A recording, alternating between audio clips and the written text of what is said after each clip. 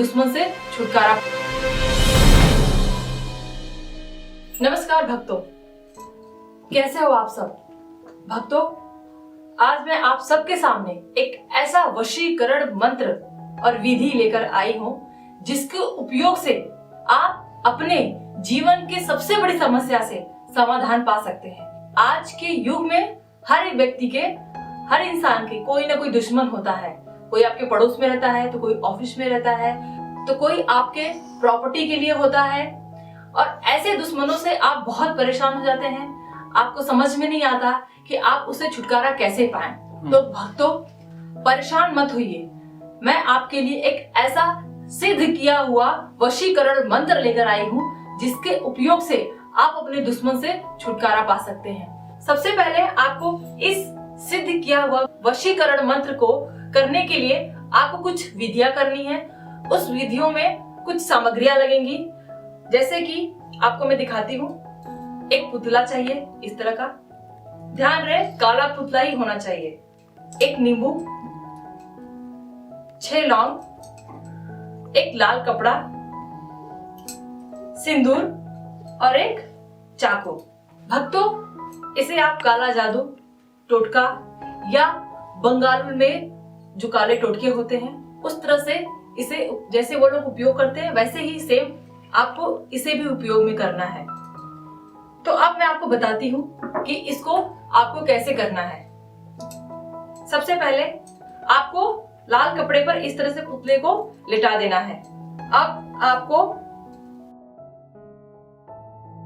आपको नींबू लेना है।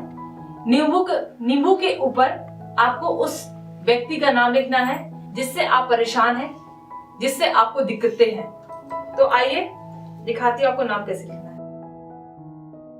तो भक्तों, आपको इस तरह से नींबू पर नाम लिखना है। अब आपको नींबू को उसके पास रख देना है। आपको एक बड़ा सा खिला लेना है और उस खिले को उसके सर के पास यहां आपको गाड़ना है, इस तरह से। अब आपको नींबू लेना है, नींबू को इस तरह से रखना है और नींबू को धीरे धीरे काटना है। भक्तों, ध्यान रहे, आपको नींबू सीधा उसके नाम के ऊपर काटना है।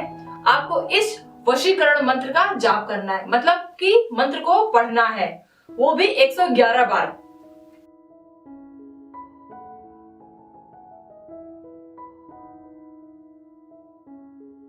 भक्तों, इस तरह से आपको धीरे धीरे नींबू को काटना है और इस वशीकरण मंत्र को पढ़ना है। इस तरह से आपको आधी नींबू काटनी है। अब इस नींबू को इसी के ऊपर ऐसे रखना है। इसमें आपको ये 6 लौंग है। इस 6 लौंग को आपको इस नींबू में ऐसे डालना है। ध्यान रहे, फिर से आपको 6 बार इस वशीकरण मंत्र को पढ़ना है नींबू में डालते समय।